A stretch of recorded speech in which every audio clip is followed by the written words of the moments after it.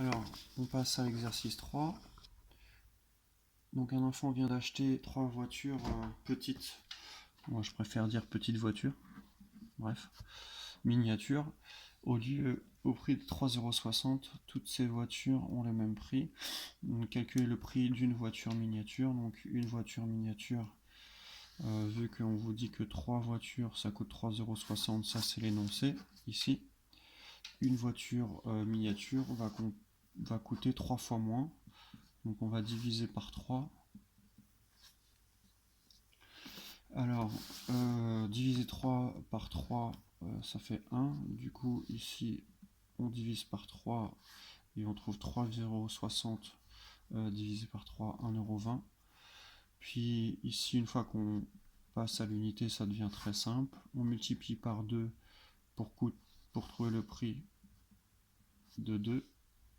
Et on remultiplie par 4 pour trouver le prix de 4. Donc 4 fois 4, 16. Oui, 4 fois 2, 8. Et la retenue, 9,60.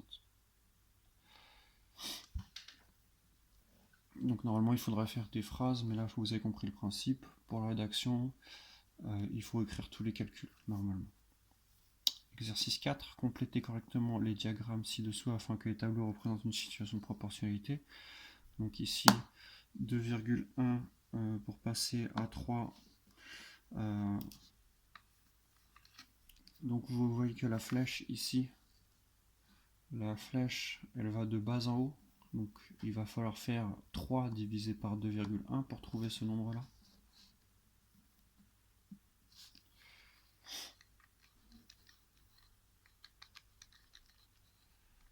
Et voilà, on tombe là-dessus. Donc là, comment on fait? On va être obligé de passer aux fractions. Donc ici, je vais mettre 30 21e. On pourrait... voilà comment j'ai fait ça. Mon but ici, c'est de passer en fraction, donc d'enlever cette virgule là qui me gêne. J'enlève la virgule ici du 2,1 en multipliant par 10. Donc là, c'est écrit 2,1, ça se voit pas. Je fais x10, j'obtiens 21. En haut aussi, je fais x10 pour obtenir 30. Voilà la fraction qui correspond. Voilà le premier exemple où on a une fraction et on ne peut pas la transformer en nombre décimal, puisque si on essaye, on tombe sur ce nombre-là.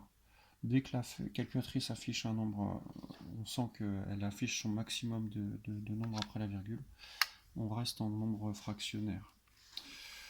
Et ici, pour passer de la première à la deuxième ligne, par contre c'est plus simple, on fait 2,1 divisé par 3.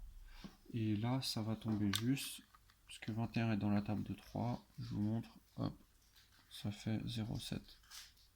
Voilà. Donc 2,1 divisé par 3, et on trouve 0,7. Donc on va utiliser ça. Et comment on peut utiliser le 0,7 du coup pour remonter? On va diviser par 0,7. Donc si pour descendre on multiplie, pour remonter on divise. Je passe de 1 à la deuxième ligne. Donc la flèche nous dit qu'on doit multiplier par 0,7. Donc ça fait 1 fois 0,7. De 14 à la première ligne, la flèche nous dit, on prend celle-là, il faut diviser par 0,7. Donc je divise par 0,7. Ça donne 14 divisé par 0,7, 20. 4 pour descendre, on multiplie par 0,7. Bon, après tout se fait de tête, hein. Donc 4 fois 7, 28, et on décale la virgule, ça fait 2,8. 4 fois 7, 28, et je déplace la virgule, ça fait 2,8. Après 16,1 divisé par 0,7, ça par contre, on ne peut pas le faire de tête. Donc on va le taper. Et on trouve 23. Donc à chaque fois ici, vous remarquez, c'est écrit petit, mais Pour descendre, je fais fois 0,7. Pour monter, je fais diviser par 0,7 fois 0,7 divisé par 0,7. Voilà. Pour la B, même principe. Ici, pour trouver cette flèche-là, je fais arriver sur départ. 11 divisé par 3. 11 divisé par 3, ce n'est pas un nombre décimal. Je vous le montre. Souvent les divisions par 3, enfin toujours les divisions par 3 me donnent un nombre rationnel, sauf pour les multiples de 3. Donc voilà, une infinité de 6. Le 7, c'est juste un arrondi du dernier 6. Mais en fait, ici, il y a une infinité de chiffres. Et ici, par malheur, on tombe sur l'inverse. 3 divisé par 11. Et pareil, 3 divisé par 11, je vous montre. Il y a une infinité de séries de 2, 7, 2, 7, 2, 7, 2, 7, 2, 7, 2, 7 sans cesse. Du coup, ici, on ne pourra pas faire, on ne pourra pas utiliser les nombres décimaux. Donc, ici, vu que c'est le premier exercice un peu complexe de ce type-là, je vais le corriger proprement sur la partie exercice. Donc pour la case 9,5, le calcul à faire, c'est 9,5 fois 11 tiers.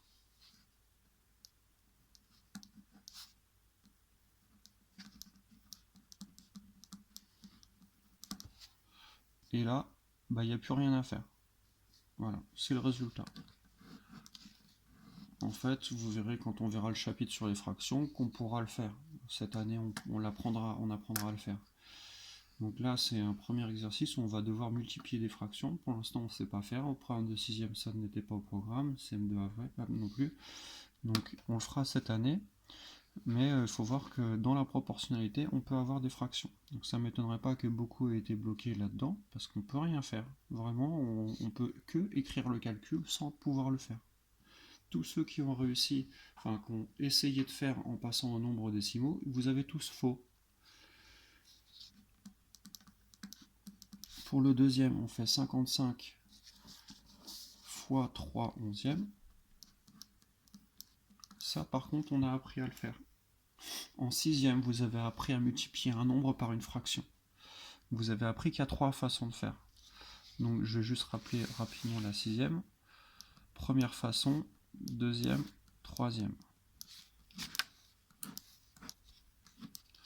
Soit vous faites d'abord, vous utilisez 55 et 3. Vous faites d'abord 55 fois 3. Soit vous utilisez d'abord 55 et 11 et vous faites d'abord 55 divisé par 11. Soit vous utilisez d'abord 3 et 11 et vous faites d'abord 3 divisé par 11.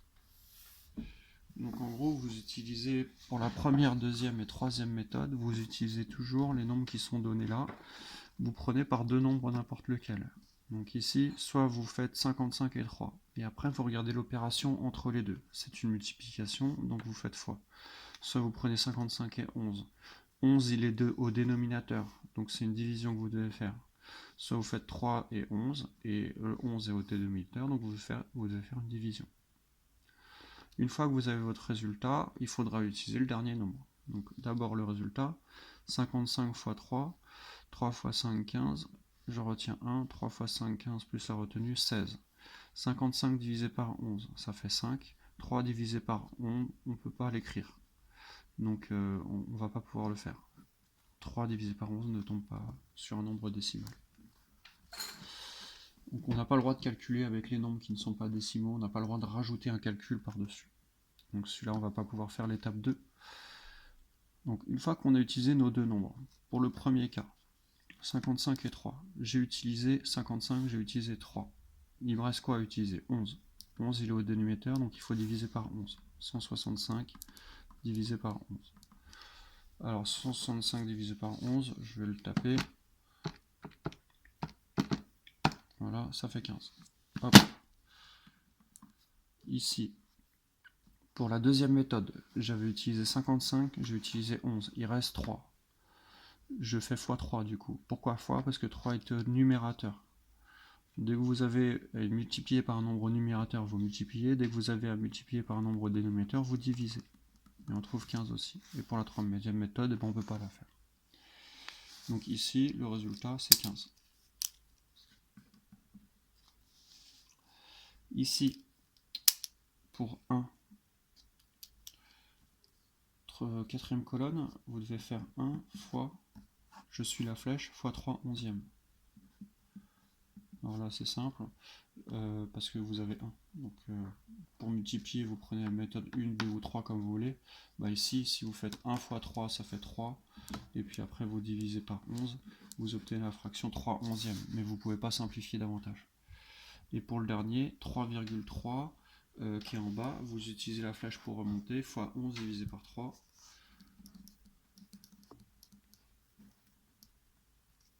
Donc ici, on va pouvoir le faire, même si ça paraît pas évident au premier coup d'œil. On va utiliser la deuxième méthode, on fait 3,3 divisé par 3. Ça fait 1,1. Et ensuite, il me reste à utiliser le 11. Je fais 1,1 fois 11. Donc ça fait 121, tac. 12,1.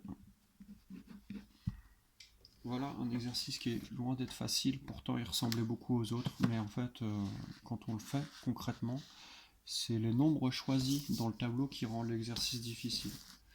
Donc vous prenez une notion de sixième, voire une notion de CM2, vous changez juste des nombres de telle sorte qu'ils soient difficiles à calculer et qu'ils donnent des nombres comme ça, et ça vous donne un exercice niveau 5e. Mais concrètement sur le fond, on reste sur des connaissances de l'année dernière. Mais sur la forme, c'est-à-dire sur le choix des nombres, ça donne un exercice très difficile. Allez, la suite à la vidéo d'après.